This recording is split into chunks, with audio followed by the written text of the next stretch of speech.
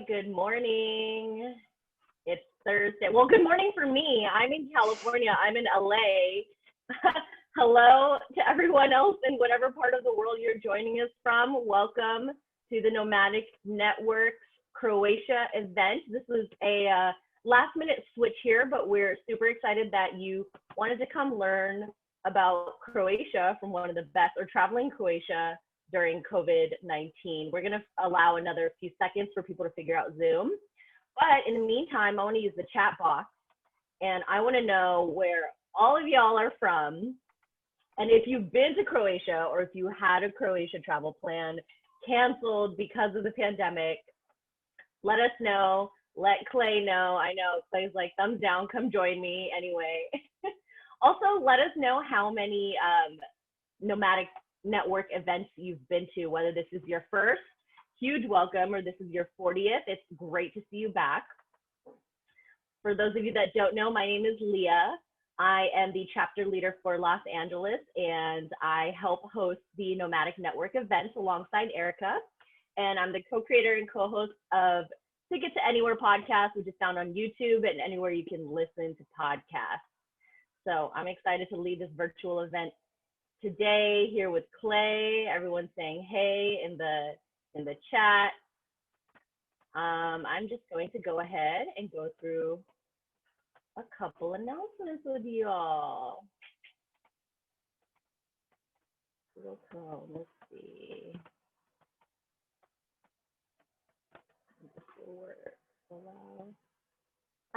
Erica. I'm having issues popping it up. Are you able to? Sorry. Thank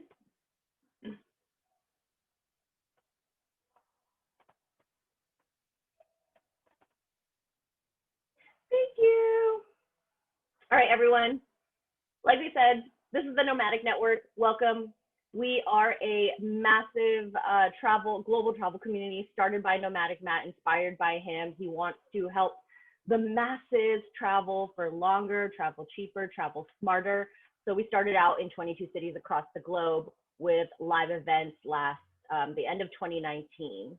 And, you know, this is a place for meeting people, connecting one another, sharing stories, sharing tips, and, you know, looking for new friends and new activities in other parts of the world. But since then, we've migrated everything to virtual events.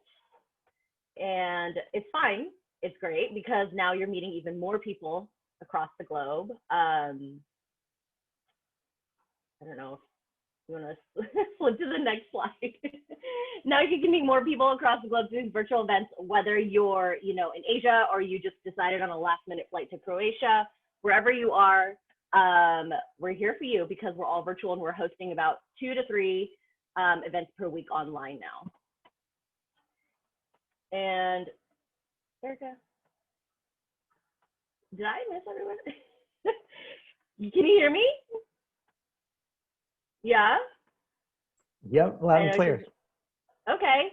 I'm just not able to flip through because I think Erica has control of the screen. Anyways, just a few housekeeping rules. Should I do this from memory? A few housekeeping rules as we're going to the event today. Keep in mind, everyone will be on mute, but I do love seeing your beautiful faces, so you can keep your cameras on if you'd like.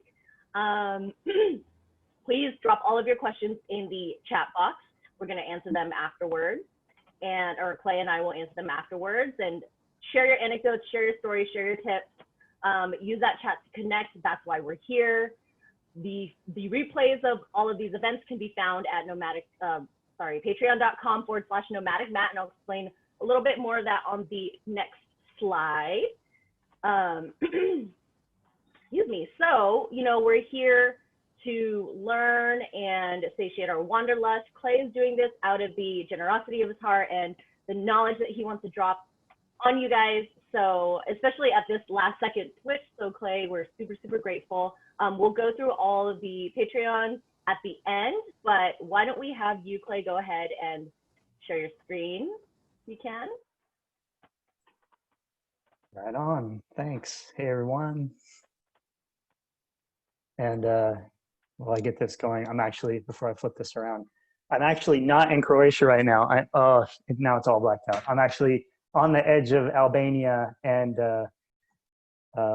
Macedonia, and I'm hopefully crossing into the border tomorrow. But I did spend 45 days ish, something like that, 50 days in Croatia. I see a bunch of people have actually been there. This is super cool. And so I don't know. I know this is probably not normal on the chats, but unmute yourselves. And since it was like kind of a last minute thing, and I put it together, keep me honest, make me pronounce things correctly.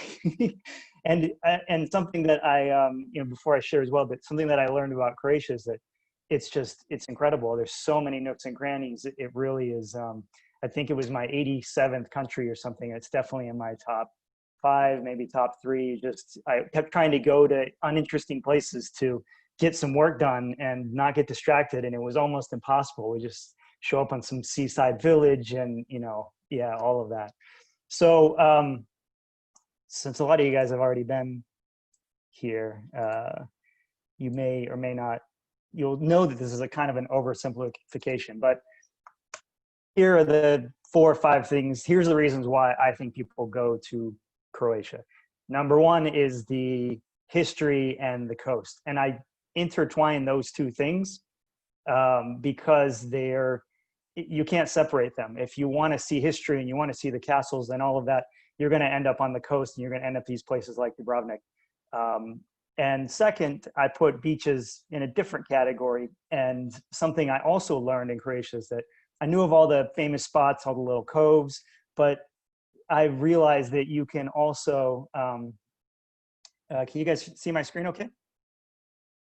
Okay, sorry, should have confirmed. But all the famous coves that you see, if those are rated 100, there's 50 other ones that are a 98. And if you find a cove and it's too crowded, you could just drive down the road and find another one. Or it's unbelievable how many places just like this there are. So I would say as well, part B of number 2 is the beach is the party. And that's totally different now in COVID. I didn't get to go to any beach parties in Hvar. I didn't get invited on any yachts, but that's a big part of this as well, generally.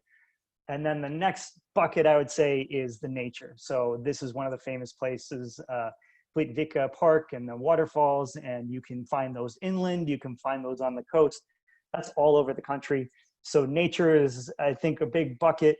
And then I'm going to say, and this is partially subjective because I love it, diving is so good in Croatia. I think it's, again, top 3 if you like interesting dives. They have wrecks from all the World War II planes and ships.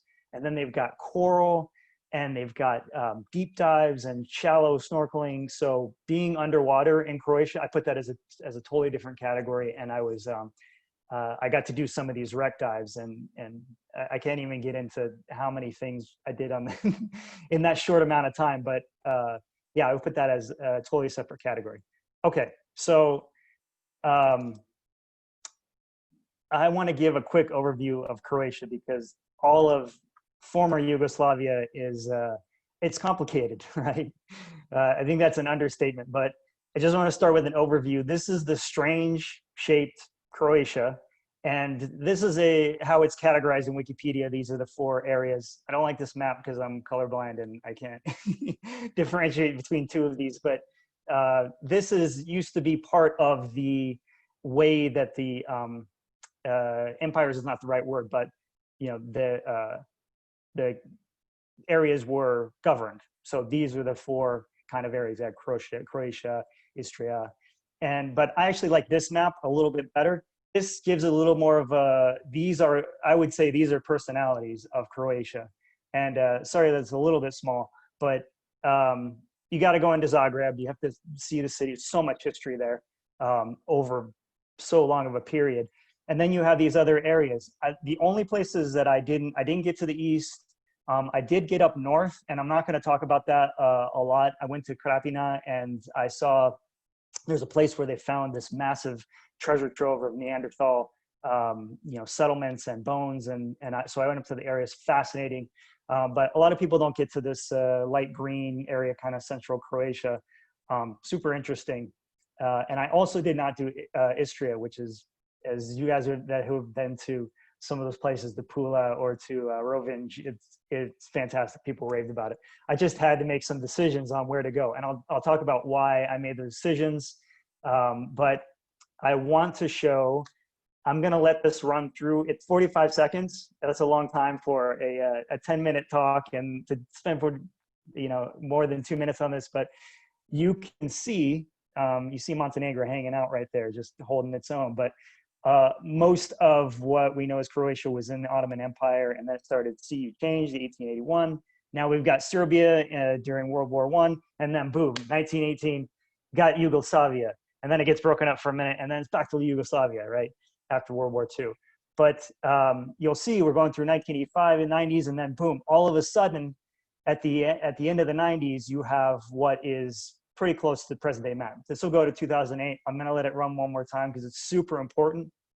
But you see that weird shape of Croatia, and that's part of why that happened. And bringing up the Ottomans in any of this area is it's going to start some controversy. But I find this fascinating because when you travel through these areas, and as I traveled from the north down to the south, it was not like it was like going through a gradient. And I further went into Montenegro, and I'm now in Albania. And as you get to the edge of Montenegro, even into Olsinj, you see things going from, more, they become more Muslim, just personalities are different, all of that. And if you dig into any of these, there's some great animations on YouTube of the history of this, and it breaks it down pretty easily. But it's important to know that people have been through a lot, and things have changed so much. And so you see a lot of different flavors of things as you travel around. Okay, so I'm going to also show you guys an overview of the ferries. And the reason I'll do this is that, number one, it determined a lot of how I was going to travel, or what places I could get to. But as well, this will help you determine, like, if you want to go to specific places, if you like to go to beaches that are more remote, that you want to have the beach to yourself, or you like, forts, or you like you like to party, you can kind of map your trip up and down the coast. And I'll talk a little bit more about that, but you have to go to Dubrovnik. You come to Croatia and you don't go there, what are you doing? And I think, I wasn't convinced of this before, but I also think you have to go to Split and see the palace. But I'm just gonna click through these ferries really quickly. This is the north, and you can see, you can go from one area to, you can kind of island hop around. There's a couple connections, multi-connections, but for the most part, you got to kind of decide your path. Otherwise, you have to go back to the mainland. This is in the middle into Zadar. And the next one, sorry, I know I'm hauling ass here, but the next one is down from Šibenik, and you can hop around again to the coast and then to the islands. And then finally, there's this mother of ferry maps from Split and then Dubrovnik. You can do part of the coast, you could do islands and then jump back to the mainland, or you can go island to island, island. But if any of you guys have traveled around the Caribbean, I didn't learn till I go there that you may be 30 kilometers from another island and there's not a ferry that goes there for political reasons or economic reasons or whatever. So I have a car. I rented a car in Zagreb, and I made part of my path based on where the car ferries went. So you can see here that you can go to Pula, but if I wanted to go down into, Susak, which I did, I wanted to go diving in Susak, but I didn't. I ended up taking the ferry. I drove around to Rijeka, from Rijeka down to Kirk, and then down to Dalbiska, and across over to Tres. And I cannot say it right yet. I'm sure somebody else on this call can, because it's not Cres, and it's not Tres, and it's not Tres. It's something right in between. So I don't know if I'll ever get that, but I ended up driving down into Mali Lojing, and that was fantastic. That was one of my Goldilocks islands. It was developed enough that you could, if you forgot something, you needed some foot cream or whatever, you could get it, but it wasn't overrun, tourist style, like a English menus in every place kind of thing. totally different traveling during COVID. Of course, most everything was empty. But anyway, the overview of this is the ferries go to some places and go from one island to another. But if you want to, you could see, you got to go back sometimes. And this demonstrates that even more. Here's the car ferries overlaid with passenger ferries. And I'm just going to keep going on to some other stuff, and we can talk about this more if you guys like. But the last thing I'll say is that on that, hey, may have to go back to the mainland. Split is that example of, hey, if you want to go to Vis and you're on Hvar, you can, maybe you can get there from the small ferry. But if you have a car like me, you have to go back to Split and back. So I actually went to Split 3 times. I did this action. I could have left the car, on an island and then took the foot ferry back there. But having a car was fantastic. It's, it gets hot, and the mountains are they're sheer. And so the buses that go up there, they crawl up some of them. If you're on Hvar, it was just great to have a car. And so it was worth the extra expense. It cost me about 30 US to get the car out to Vis, I think. So you're talking about $60 round trip. And then to get it to Supetar, it was $20 for me and the car. And then it's an extra $5 each passenger, right? Something like that. Okay. And, oh yeah, so my path was this. I was in Zagreb. Can you guys see my mouse pointer as well? Cool, okay. So I was in Zagreb, and then I went up to the north. I did go into Slovenia for a minute, and then I got kicked out. They stamped me in, and then the supervisor walked over. He said, "Where are you going?" I said, "I'm going to Bled. I have my accommodation." And he said, he thought about it, and he said, no. And then so he made me go back. So I have this, hey, not really, just kidding, mark out of Slovenia, and then another thing that looks like a target that says, "Oh, you didn't really leave Croatia," something like that. But I went down and I got really drunk in Opatija for my birthday, had a romantic, some cocktails by myself. Thankfully, Instagram kept me company. You'll see I did not go to Pula and Rovinj. If I go back, those are on the top of my list. I went down here through Kirk and Mali Lojing, and then I went out into nature here. I went to Plitvitka.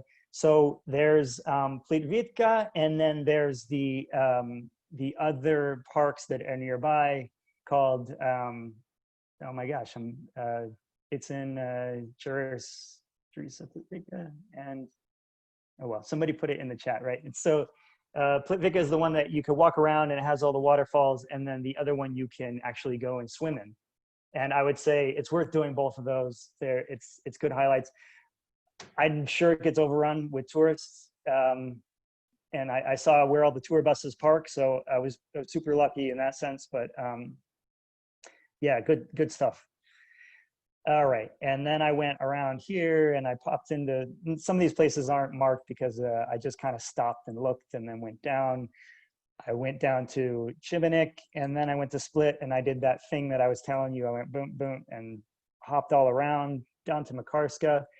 I'm going to talk about some tips. I mean, I don't know what's hidden, a hidden gem anymore after, 1,000 years of people going to these places for vacation. But Omish here, that's just tucked in between Split and Makarska.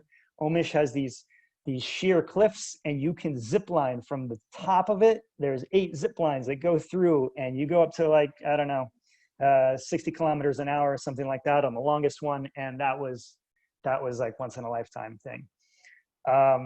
This area as well, in between Split and Omish and Makarska, this is everywhere, but there's all those little nooks and crannies. I kept trying to get to my next destination, but you'd be driving along this highway. It goes right along the coast. And then I would have to dip into some little, bay that I saw or whatever it is. So eventually I made my way down to Dalmatian coast. Again, you'll have to just pick. You see how many islands there are here.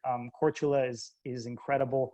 Comes to a little point. It looks kind of like Dubrovnik. It's a little city, like a little exclamation point, bottom of an exclamation point of a city, and it's all enclosed, right? And you got to take a little ferry over there. So things are pretty laid back here. It's not like I don't know, Brazil, but things move a little bit slower.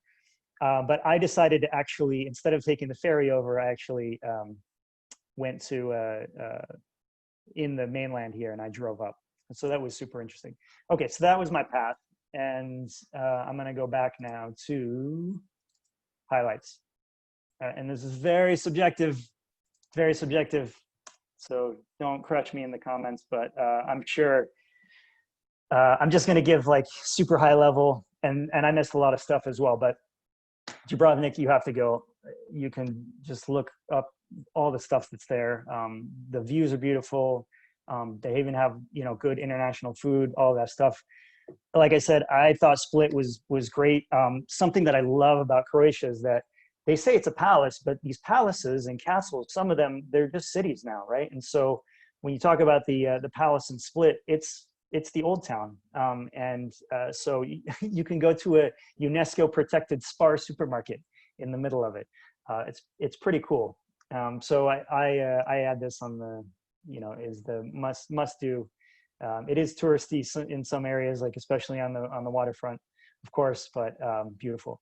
So highlights as well, like pick an island. This is where you're gonna have to do a little research. You have to do a little homework on what is your style. There's heart-shaped islands. People like to go there. This overview here, you can stay on some different places that will take you diving into some remote walls and things like that.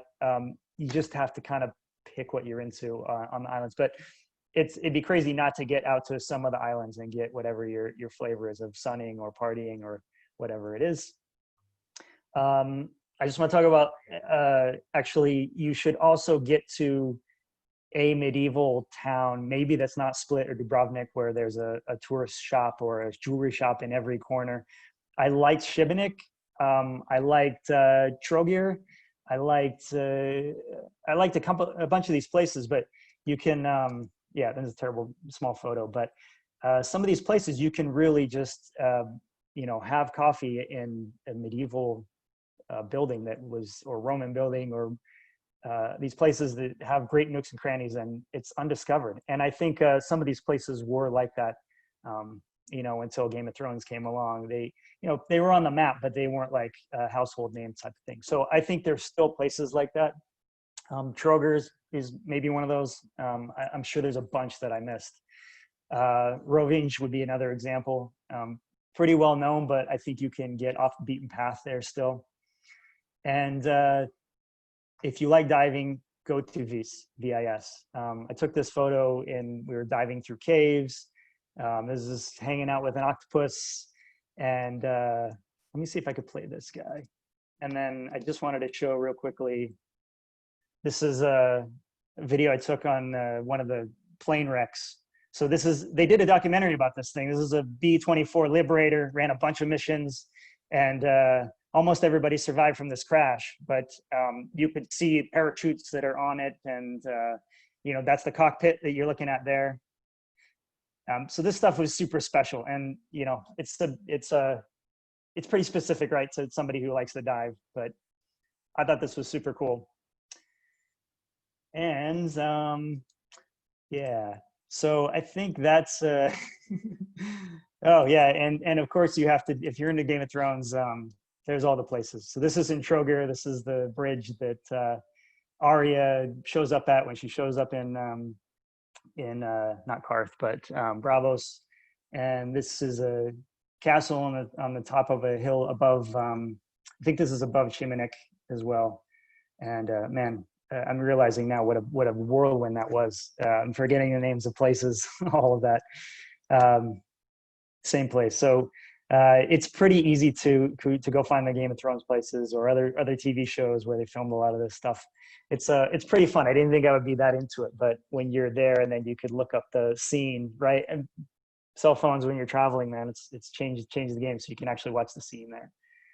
So that was cool. And yeah, that's basically it. I bet that, you know, I haven't been able to watch the chat, but I'm sure there is like 3 times the number of tips in the chat than I can provide. And there's so much there, really, that it really is overwhelming. And I don't know if anybody's from Albania on the chat, but I'm in Albania and I'm kind of missing Croatia. It's a special place. That's it, guys. Hey, that was so awesome. We do have some great questions. And I missed it at the beginning because I got all frazzled, but do you mind giving everyone a quick introduction about yourself, what you do, what you're into, why you went to Croatia? I know we're flipping it around, Yeah, but yeah, sure. My fault. So I'm Clay. I live in New York City. I'm from California, but I've been in New York for 10 years, and I didn't start traveling till I was 22. But as I'm looking across the lake to Macedonia, which will be my 90th country, um, I have stopped kind of counting countries, but rather I just try and find unique experiences. So anything sometimes I miss big things because of that, but I go and try and find something that doesn't exist somewhere else in the world. So that's my driving force, really, is to find those things. And my shameless plug is that I built I call it Tinder for travel. So instead of swiping through people, you swipe through places. So we were just in the beginning stages of this. We're eating our own dog food. So if you guys want to try some travel app dog food, then I'm Clay Travels on Instagram, and it's wide open. You can send me a message. But basically, we have about 500,000 things around the world, and that's the whole point of what we want to do there. Is I was in Budapest, and I learned not till I was literally there in the city that you could scuba dive under the city in Budapest. In the city, you can scuba dive in these channels and these areas that got flooded. And then so I called them up and said, hey, can I do it? And they laughed at me and like, yeah, you need to book it, 3 months in advance or whatever. But that was what made me really dig into this app. Like, what are the things that are around me that I'm missing? And Google Maps is okay. And, you can kind of piece it together. And I love Nomad Mania, and I love Atlas Obscura, and all those areas. But as an example, in Dubrovnik, you can stand on a little gargoyle, and it's for good luck. And you try and stand against the wall. They say you're supposed to take your shirt off. Like, I don't know that. I feel like that probably only started like 15 years ago, where the locals are like, oh yeah, you have to take your clothes off too, something like that. But those little things, you wouldn't, they would be so buried down in TripAdvisor, under the tours and the government buildings and different cities. So that's my driving force. I love that. Thank you. I'm checking it out now, and you guys were dropping the Clay's app in the chat, so everyone go check it out. He'd love some people to come test it out for him. I love how you said we're eating our own dog food right now. I'm like, oh my God.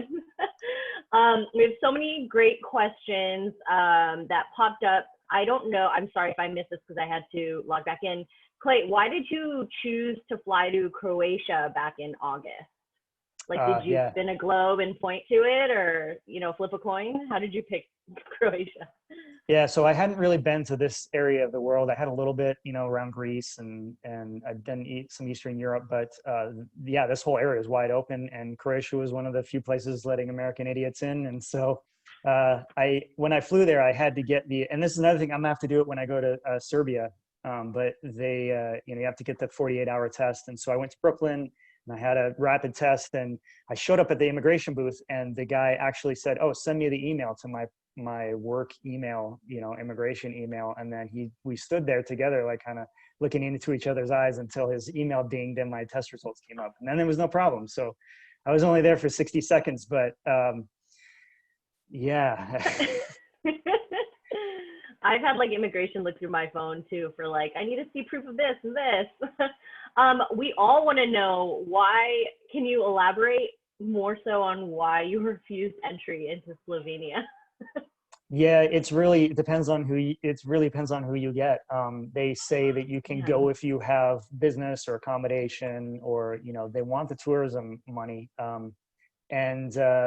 I got, initially I got a guy who was fine with me coming in. They kind of look you over, and then they see what you're doing. And maybe if I was with a car full of people, maybe that would have been different. And that guy would have refused me in the beginning.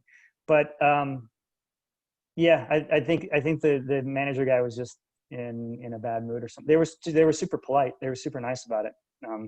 He just decided that he didn't want to let me in.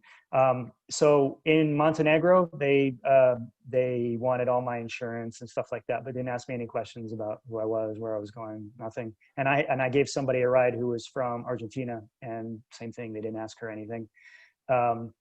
when I crossed from Montenegro into Albania, I exited Montenegro, they stamped me, and then I was driving and, looking for the next checkpoint, and there is none. There's not even a building. You're just in Albania then. And so that's a little weird. And I hear that might be the same thing over Macedonia. But when I get to Serbia, then it's going to be, we'll see. I have to have another test, and I don't know how I get I think from what I've read, you have to do the test, and then you give them your email address, and then you go to, you just pray that they send you results to the right email address, all of that stuff.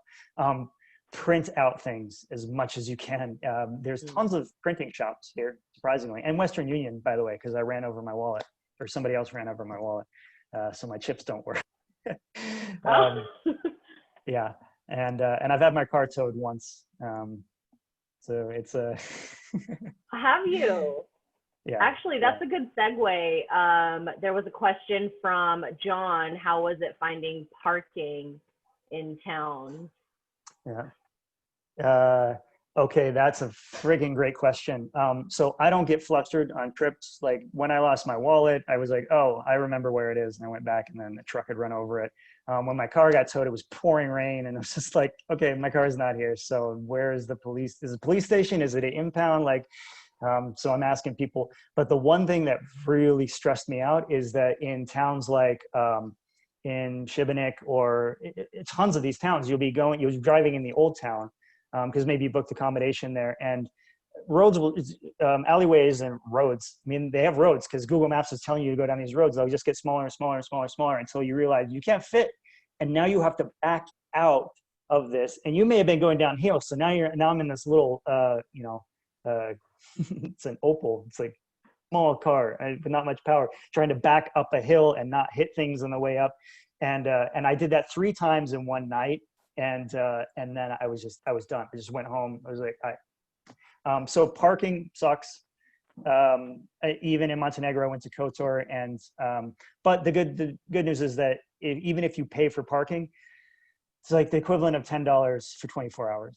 If you really are tired of it and you don't want to go find parking, then you just park it, and then that's your luxury splurge. And when my car got towed, that was also Montenegro, but I think partially that was because I had Croatian plates. And they're like, yeah, this guy out, because I didn't see any signs. And then when I went back, there's like a no parking construction that's knocked over and totally not all that stuff. Yeah, Uber is actually in places, and the taxis are cheap as well. So if you don't like driving in the cities, even like forget about parking, it's easy enough to park on the edge of the city and then take a taxi in. And I did that a couple of times in Split because you literally can't. Yeah, you can't park. Oh, another great tip. Totally forgot this. No other countries I went to this trip had this, but Croatia has a parking app. And so you download the app, and then you just pay, you put in your license plate, and it's super convenient because you don't need coins and you don't need to find the machine, number one. But number two, if you're having dinner somewhere and you're having a great time, you just extend it. And you can extend it almost, I think, infinitely. Just pay your cash, and then you have to pay up until 8 p.m. and then you're good. Then you can stay overnight, something like that. That's so nice. Wow, that's great. It kind of sounds like LA. You drive around forever and then you leave because you can't find parking, so you don't end up going to the event. Yeah.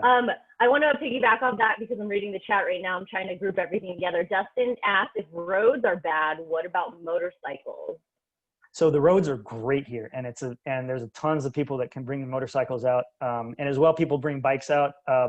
I think so Mali Lojing is one of the great places to ride a bike, and people ride over it, but it looks super stressful to me. There's not much place for bikes. The roads are great, but trucks are swinging by, and drivers are a little bit aggressive there. But yeah, you can rent scooters, you can rent bikes. Like the infrastructure in Croatia is great. And if you go out to certain places, there's a place called Lubinic, and it's on a World Heritage Site, and it's way up these hills, and it's you're driving along these the rocks stacked on either side, and there's only room enough for one car.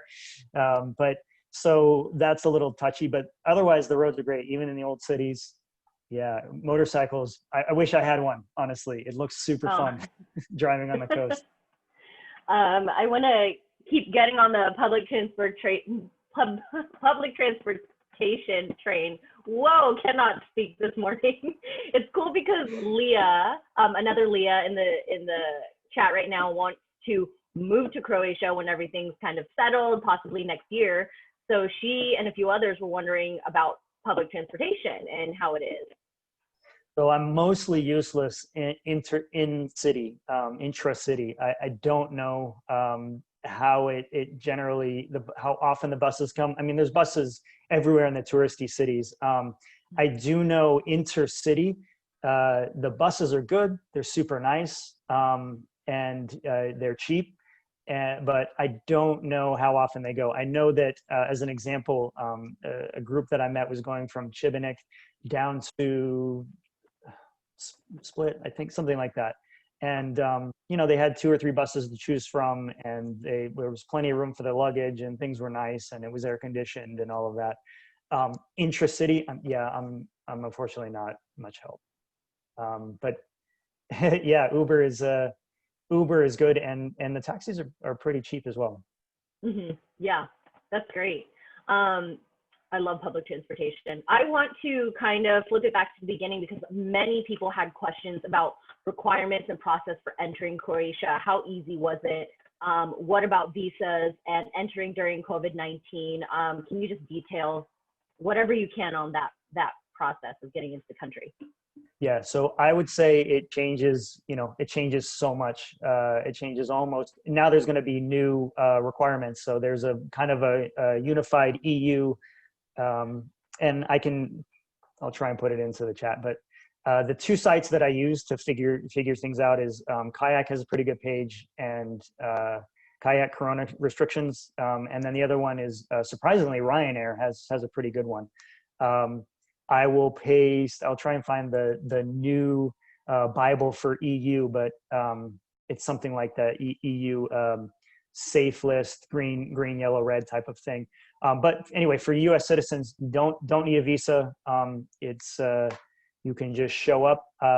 I believe it's the same. You need a test that was taken within 48 hours. Again, depending on what agent you get, they may give you a little bit of leeway on that. But since you're not going to be able to, I would say the best thing is to print out when you get a test.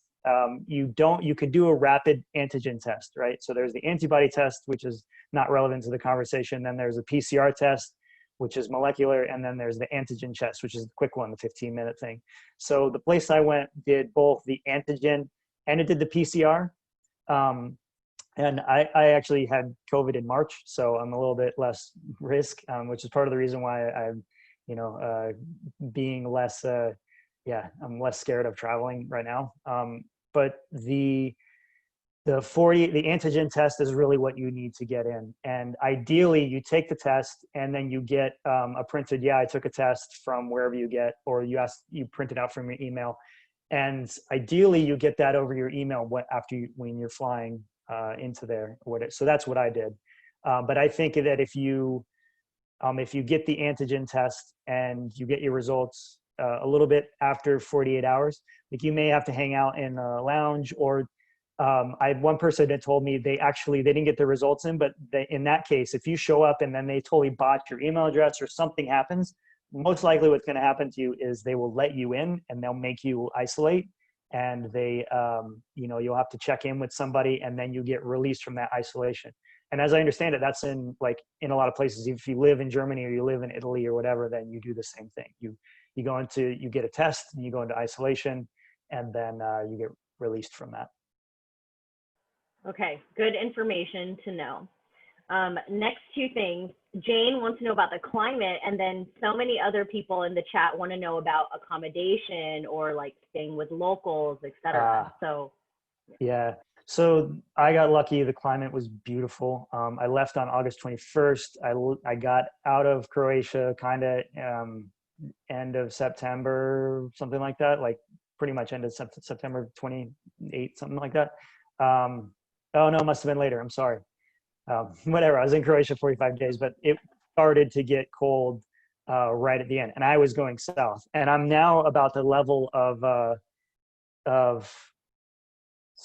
Split probably, and it's cold. So after October is not very nice. But if you're willing to bring a winter jacket and brave the winds are what's killer, I think. It's going to be empty. You can walk the top of Dubrovnik walls and it will be empty if you just bundle up. So if you're that kind of traveler, you're like, I want to see history. I don't need to be on a beach. The ferries are still going to run. You can still see stuff. Your food's going to be a little bit limited because places literally just shut down. So half of your food options are open, maybe even less, especially in the touristy areas.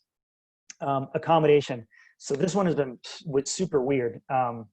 I ended up staying about an equal mix. I stayed Airbnb, guest houses with booking.com mostly, and then hotels that I found on Google Maps or something like that. It is, so the driver for me was views. It's usually location, but for this one it was views. Just such great views of the city. And so I looked for the best value of a view, and I ended up paying about, it was great. I ended up paying about 25 US per night. You can stay at the hostels for about $7 per night now. And a nice hotel will cost you, I don't know, $60, something like that, maybe 60 euro. And I stayed in hotels sometimes so the guest houses and the Airbnbs, all of them are run by young people, but everybody that checks you in are the parents, and the parents don't speak English. And then so you have to communicate through the app with the kids generally. So that's generally, so if I wanted to extend somewhere, like, yo, can you tell your mom I'm going to think? And the other weird thing is I'm traveling long enough that I have to do laundry. And so every time somebody would, I would book a place that has the laundry, and then, they'd say, oh yeah, you just put it in a basket and my mom will do it. Just put it downstairs. And at the beginning I was like, oh, no, I could do it. I have my own detergent and it's cool. But generally it's in their house, even in the guest house. So I got to the point where okay, it's much easier for everybody if I just give it to the mom, and then it's hanging out on the lines in the morning, and then you just collect it. And I would say the term, in all of the Balkans, the term hotel and guest house and all of that, it's very blurred. Even where I am right now, it's a hotel, but it feels guest. Right? You show up and they're like, oh yeah, I saw you booked. Yeah, it's very lax. Yeah, that's great. It's like everyone's family, or you're treated like family when you get there. Absolutely. Let's talk about food. Just what are your favorite foods? Have you tried the famous? Susan and Vic both want to know, have you tried the famous black risotto, saparnik? I can't pronounce any of these words. Go ahead. Me neither. Okay, so I started with the famous stuff, and the black risotto is it's fantastic, and surprisingly they do it pretty well almost everywhere. Like I never got chewy squid or cuttlefish. It's all, so they do risotto really well. It's squid ink risotto, right? Is that what it? So they mean by sorry, yeah. So they make a risotto, and then they put a cuttlefish in it, and squid. Like it's different depending on what type you order, but they will use the black ink to make it black, and it becomes black risotto. And I honestly don't know if that changes the flavor or not. I have no idea. And so piggybacking off of that, I actually tried some other things. I tried squid that was wrapped in or it was ham and cheese inside the squid, which I haven't had before. I don't think. So that was a weird one, but oh my gosh, yeah. The surprisingly, as close as they are to Italy, they are terrible at pasta. And if you do get good pasta, you're going to pay through the nose for it. It's going to be at some place that is overpriced, but everywhere does risotto great. And here's another tip for food is I cooked about half of the time at the beginning of the trip. Now I'm eating out like all the time, but you can't get fresh fish in the supermarkets. You have to go to the markets here. And so you can get your meats, you can get your dry goods in the supermarkets. And then if you want fish, you have to go in the morning, so if you decide after 11 a.m. that you want fresh fish, is probably not happening.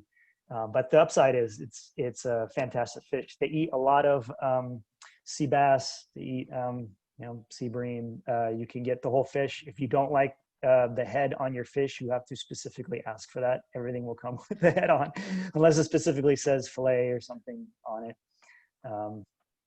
Yeah. Right. Okay, so pescatarian friendly. What about, because I'm pescatarian, what about for vegetarians and vegans? I don't know how much you would know about that, but I mean, sometimes they don't want to just carb a load. Yeah, it's yeah, the food is so I don't think it's as heavy as Eastern Europe, and I love people to chime in on the chat on this, because I was going back and forth on a bunch of different cuisines and things, and then I would crave you can't get sushi here. You can get a ton of fish, but you can't get sushi, which is funny. Um, but yeah, I think the vegetarian options were good. I ate a lot of roasted red pepper salads.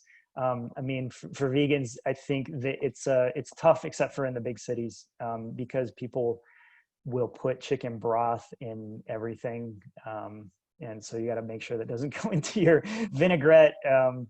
But I found a lot of tons of places were doing gluten-free pizza. I was super surprised.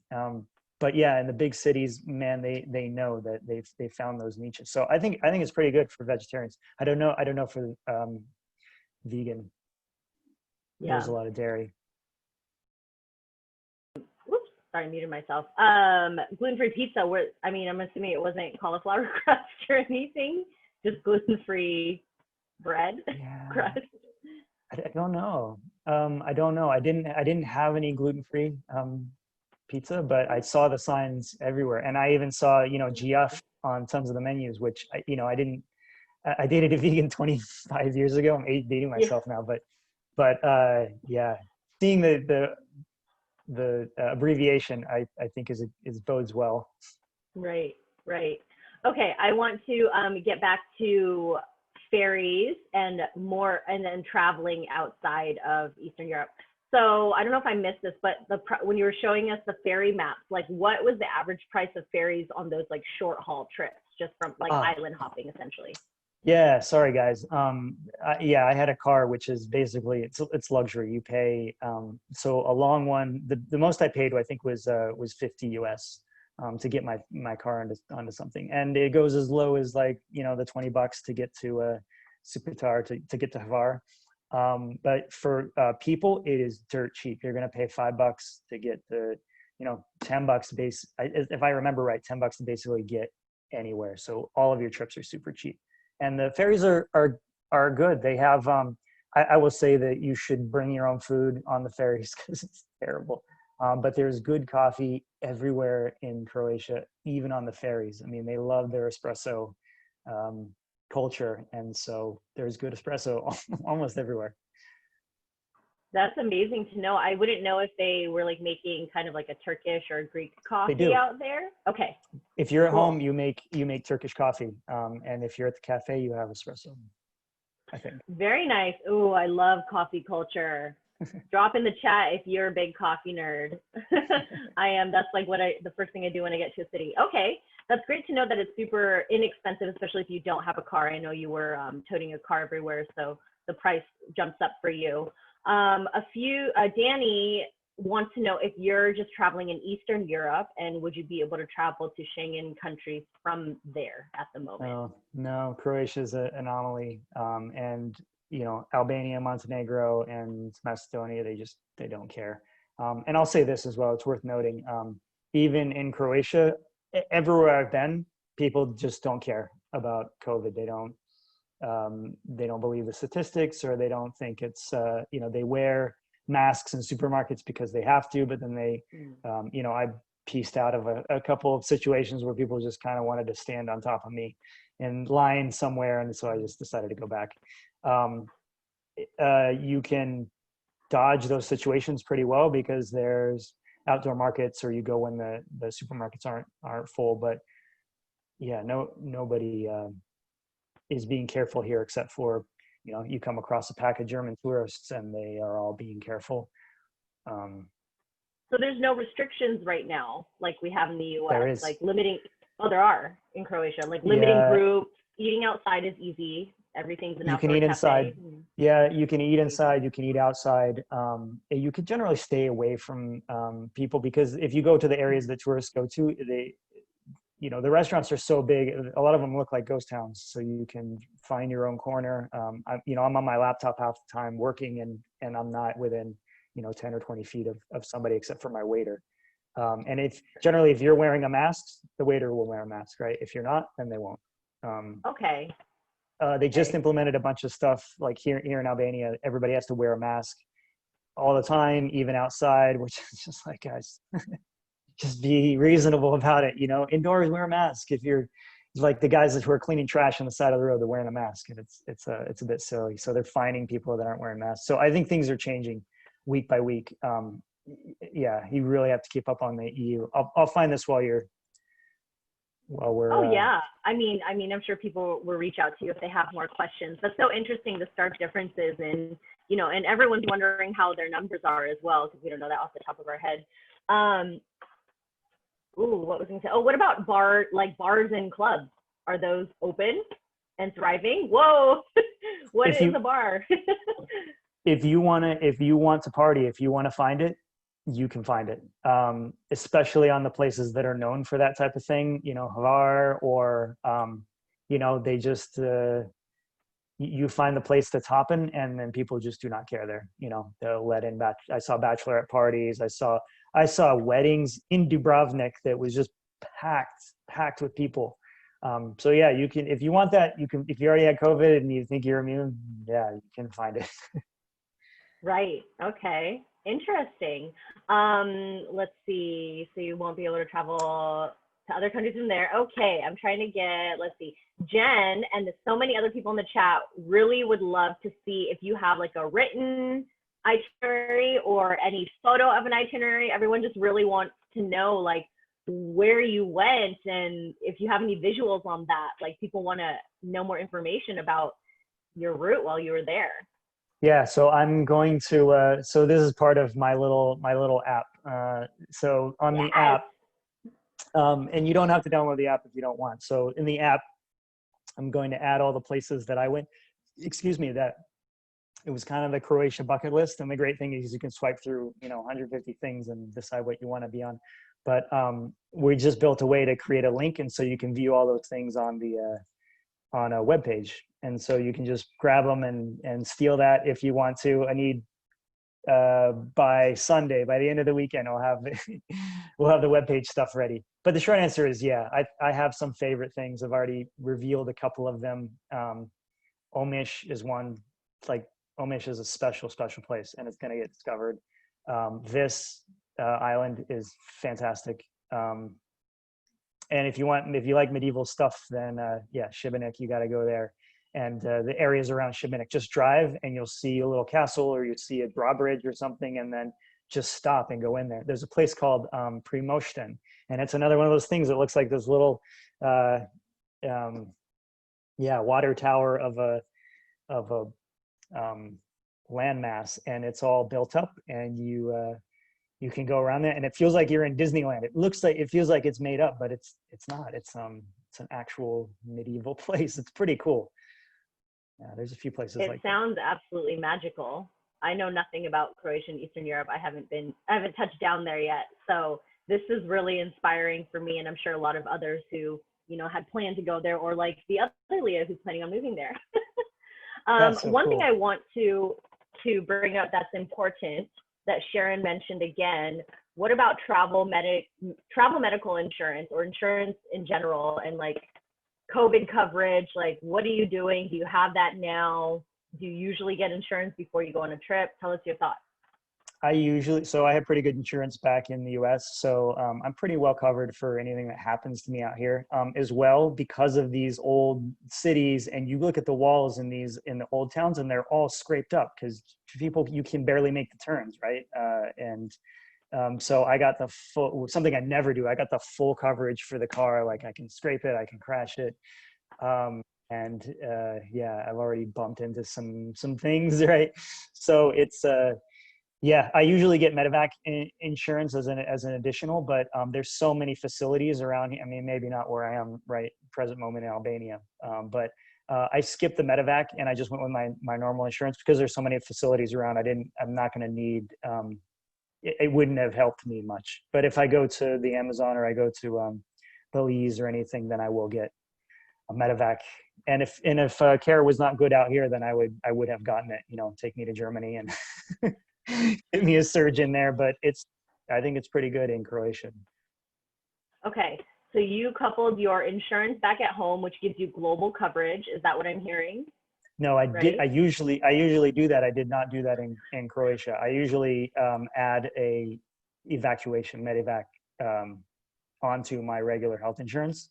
I Ah, did not do got it. so with Croatia. I Oh, just went. I just went with my insurance. oh, Yeah, but the okay. other thing But is, then you guys, got the full car coverage in for my car. Croatia. Yes. Yeah, my car. But you got to keep in mind as well. Like I had COVID in March, and so Right. it's pretty unlikely that I would get it again. Hmm. I didn't really go through the thought process of whether I should have that. I mean, if you have to be here and get intubated, like I did not go through that thought process. Right. Right. Lucky. Okay. Good to know. Yeah. A few folks were asking some questions on what they should do, what COVID coverage is like. Thank you for letting us know about your app and how your written itinerary will be in there. I think, this covers a lot of the amazing questions we have, you guys. If you have any other questions, you can reach out to Clay directly as he moves on to a new country, or as he's in a new country and moving on to a new country soon. But I'm sure he will talk about Croatia for weeks if you want to chat with him. Yeah, So guys. reach out to him. Yeah. If you email me if you message me on Instagram and tell me the things that you're into, you don't have to download the app. I probably have a list of stuff already. So yeah, it's a plug, but it's not a requirement for sure. It Of looks like course. Jeffrey has great tips as well. $30 filling in Albania. Yes, Jeffrey, Stephen. Wait, I want to ask, what about Yacht Week? Was it canceled this year? Okay, so the short answer. So I don't know. The answer is I don't have the inside information on all of this, but there was a bunch of stuff that was supposed to happen and didn't happen, and then people did unofficial stuff anyway because they had flights or whatever. I was on Island Vish and there was a electronic festival and they got almost as much attendance as they would have in the normal. This is what I was told, as they would have on the normal festival. People just showed up and they made their own parties on the beach. So Yacht Week, yeah, I have no idea. Ooh, okay, There's a lot of freaking yachts. So. Oh, I bet. We just made, that was one of my questions. We made an impromptu, group trip, TNN non-sponsored, sponsored group trip in the chat saying, let's all go to Yacht Week in Croatia. Did Clay go? Maybe he has insider info. No insider info, but wow. Especially VAR. VAR had the nicest yachts outside of like St. Lucia or in Granada that I've ever seen. Incredible. Wow, making me jealous. Oh, thank you so much, Clay, this was super informative. I'm super happy you were able to kind of jump on and prepare for this in such a short amount of time, but it's inspiring and I'm sure people are I know I'm living vicariously through you on Instagram because I'm like, man, I want to be in some faraway Eastern European land right now. Thank you guys for coming. This is and I'm just watching the chat now. I'm scrolling back through. This is great. Yeah, good stuff. Yes, yeah, we can save it down for you. Before we depart, everyone, I just want to see if I can. Oh, Erica's got it up. Yes, all right. So the nomadicnetwork.com/events has all of our future events for the next couple of weeks. As you can see, Clay so lovingly hopped on, told us about traveling Croatia during these times. Next week, we have road tripping around the US, travel hacking your way to the Olympics and beyond. Awesome. Then we have a couple happy hours, Portland, California, which I will be hosting. And then we also have traveling around Europe during COVID-19, another one that will be hosted by Matt himself. Is that correct, Erica? Perfect. So that's all next week. These are the next upcoming events, but go to that site at the top and you'll find more. And as we were kind of mentioning earlier, we didn't have the screen up. If you've found that Nomadic Network has provided you value and you've made connections like I have through this community, we'd love for you to join this exclusive Patreon club that we have. You'll get all of the perks and benefits that you see below. The live Q&As are personally my favorite because Matt comes on and literally answers every question. You just get to hang out with him for like an hour. you get, never before seen photos, advice, personal stories, email, access to a cool Facebook group where you can chat with everyone and just make those, strengthen those connections with everyone. So go ahead, and if you want to find out more information, take your phone camera and hold it up to the left side of the screen. You scan that QR code. And if you can't become a member for whatever reason, we do have one-time donations through PayPal. So you just hold up your phone to the right side of the screen and scan that QR code, and more info will come up. So once again, thank you all. We couldn't do this without the help and the love and the interest of all of you. So thank you for being here. And Clay, you are awesome. This was amazing. People love Croatia and are so inspired to go there now. And Thanks, Leah. Thanks, everyone, Erica. follow him, Clay Travels, on Instagram, asking questions. Thank you, everyone. Hope to see you soon.